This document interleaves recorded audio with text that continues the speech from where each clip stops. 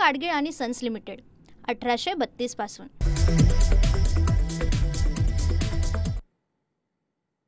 नमस्कार, मी वृषाली पाटील बातमीपत्रात आपलं स्वागत करते। या बातमीपत्रात पाहूया छत्तीस जिल्ह्यातल्या 50 महत्त्वाच्या बातम्या। बीडच्या केज शहरातील अहिल्यानगर अहमदपूर राष्ट्रीय महामार्गावर रास्ता रोको, कोरडेवाडीतील साठवण तलावासह शेतकऱ्यांच्या विविध मागण्यांसाठी आंदोलन, महिला आंदोलकांचा केज तहसील कार्यालयासमोर ठिय्या। केजमधील रास्ता रोको आंदोलनात आंदोलकांकडून आत्मदहनाचा प्रयत्न, अंगावर ज्वलनशील पदार्थ ओतून घेत आत्मदहनाचा प्रयत्न, पोलिसांनी आंदोलकांकडून ज्वलनशील पदार्थ ताब्यात घेतले। बीडच्या केज शहरातील रास्ता रोको आंदोलनादरम्यान वाहनांची तोडफोड, काही तरुणांकडून एसटी महामंडळाच्या 4 बसेसची तोडफोड। सांगलीत शेतकऱ्यांच्या विविध मागण्यांसाठी संजय काका पाटील यांचं आंदोलन, तासगाव आणि कवठे महाकाळ या ठिकाणी चक्काजाम आंदोलन, जिल्ह्यात सरसकट पंचनाम्यांसह कर्जमाफी करण्याची मागणी। पालघरमध्ये आदिवासी समाजाचा भव्य मोर्चा, बंजारा आणि धनगर समाजाच्या एसटी आरक्षणाच्या मागणीला आदिवासी समाजाचा विरोध, बिरसा मुंडा चौक ते जिल्हाधिकारी कार्यालयापर्यंत मोर्चा। जळगावच्या चोपडा तालुक्यात बऱ्हाणपूर अंकलेश्वर महामार्गावर शेतकऱ्यांचा रास्ता रोको, शासकीय मदतीतून चोपडा तालुका वगळल्यानं शेतकरी आक्रमक, रास्ता रोको आंदोलनामुळे महामार्गावर वाहनांच्या रांगा। शहापूर तालुक्यामधील टेंभुणी परिसरात दारूमुळे एका व्यक्तीचा मृत्यू, या घटनेनंतर दारूबंदीसाठी नागरिकांचं आंदोलन, कारवाईच्या आश्वासनानंतर नागरिकांचं आंदोलन मागे। कल्याण पूर्वेतील पत्री पूल ते नवीन गोविंदवाडी रस्त्यावर खड्ड्यांचं साम्राज्य, वारंवार तक्रार करून पालिका लक्ष देत नसल्याने काँग्रेस आक्रमक, रस्त्यांवरील खड्ड्यात झाड लावत आंदोलन। बीडच्या माजलगावातील पिंपळगाव ग्रामस्थांचा स्थलांतराच्या मागणीसाठी रास्ता रोको, गोदावरी नदीच्या पुराच्या धोक्यामुळे स्थलांतर करून प्लॉटचं वाटप करावं, नागरिकांची मागणी। रायगडमध्ये आरसीएफ व्यवस्थापनाविरोधात आंदोलन, आमदार महेंद्र दळवींच्या नेतृत्वात प्रकल्पग्रस्तांचं आंदोलन, स्थानिक प्रकल्पग्रस्त आणि बेरोजगारांच्या मागण्यांकडे दुर्लक्ष होत असल्याचा आरोप। जालन्यात रस्त्याच्या मागणीसाठी भोकरदनमध्ये ग्रामस्थांचा रास्ता रोको, जळगाव मार्गावर ग्रामस्थांचा रास्ता रोको, रस्त्याच्या आणि इतर मागण्यांसाठी रास्ता रोको। पुण्यात मनसेच्या विद्यार्थी सेनेविरोधात अखिल भारतीय विद्यार्थी परिषद आक्रमक, अखिल भारतीय विद्यार्थी परिषदेचं वाडिया कॉलेज समोर आंदोलन, मनसे काल अभाविप कार्यालयात केलेल्या राड्यानंतर अभाविपासून हे आंदोलन।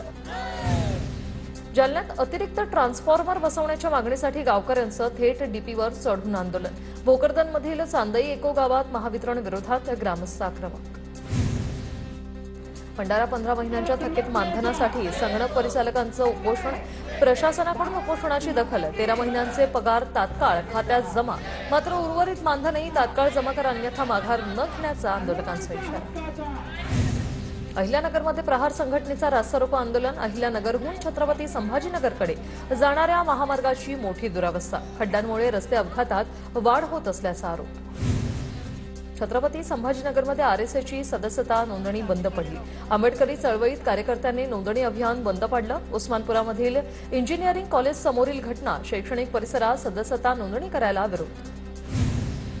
महाराष्ट्रातील 12,000 महसूल सेवकांचं आंदोलन तात्पुरतं स्थगित, 16 ऑक्टोबरला मुंबईत बैठक होणार, योग्य तोडगा काढण्याचं आश्वासन, महसूल मंत्री चंद्रशेखर बावनकुळेंच्या शिष्टाईला यश। गोंदिया जिल्ह्यात अतिवृष्टी आणि परतीच्या पावसामुळे 2,961 हेक्टरमधील धान पिकांचं नुकसान, नुकसानीच्या पंचनाम्याच्या अहवालाचं काम आता अंतिम टप्प्यात, अहवाल शासनाकडे नुकसान भरपाईसाठी पाठवला जाणार। जळगावच्या चुनावर परिसरात अज्ञातानं केळीची बाग उद्ध्वस्त केल्याची घटना, अज्ञातानं शेतकऱ्याच्या शेतातील केळी झाडं कापून टाकली, वारंवार अशा घटना घडत असल्यानं शेतकऱ्यांमध्ये भीती। जळगावच्या चाळीसगावमध्ये वाघड शिवारात कपाशी पीक अजूनही पाण्याखाली, शेतकऱ्यांच्या शेतात चिखल असल्याने शेतकरी हतबल, 15 दिवसांपासून शेतात पाणी साचल्याने कपाशी पीक पूर्णपणे जळून खाक। धुळे कृषी उत्पन्न बाजार समितीत मोठ्या प्रमाणात मक्याची आवक, 1000 क्विंटलपर्यंत विक्रमी आवक, मक्याला अत्यंत कमी भाव मिळत असल्यानं शेतकऱ्यांमध्ये नाराजी। गोंदिया शहरातील आंबेडकर चौक ते आंबाटोली रस्त्याची दुरावस्था, रस्त्याच्या दुरावस्थेमुळे नागरिकांसह विद्यार्थ्यांचे होत आहेत हाल, लवकरात लवकर रस्त्याची दुरुस्ती करण्याची मागणी। चंद्रपूरच्या मूळ शहरात रेल्वे क्रॉसिंगवर उड्डाणपूल बांधला जाणार, उड्डाणपुलाच्या कामासाठी पहिल्या टप्प्यात 31 कोटी रुपयांची मंजुरी, आमदार मुनगंटीवारांच्या पाठपुराव्याला यश। अहिल्यानगर महानगरपालिकेची अंतिम प्रभाग रचना अद्याप जाहीर नाही. निवडणूक आयोगाने दिलेली मुदत संपल्याने विविध चर्चांना उधाण. बुलढाणा जिल्हा परिषदेच्या 61 गटांसाठी आरक्षण जाहीर. अनुसूचित जातीत 12 तर अनुसूचित जमातींसाठी 3 जागा आरक्षित. 13 पंचायत समितीच्या सभापती पदासाठीही आरक्षण जाहीर. वारकरी साहित्य परिषदेच्या वतीने नांदेडमध्ये आधार दिंडी.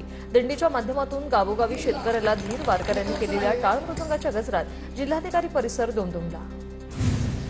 एकतेचा आणि करुणेचा सामर्थ्यशाली संदेश देत अभय भुतडा फाउंडेशनकडून महाराष्ट्रातील पूरग्रस्तांसाठी 8 कोटींची मदत जाहीर. यापैकी 5 कोटींची रक्कम मुख्यमंत्री सहाय्यता निधीत देण्यात आली. तर राज्यभरातील भीषण पुरानंतर तात्काळ मदत आणि पुनर्वसनाच्या कामासाठी ही मदत उपयोगात आणली जाणार. पूना गाडगीळ आणि सन्स लिमिटेड 1832 पासून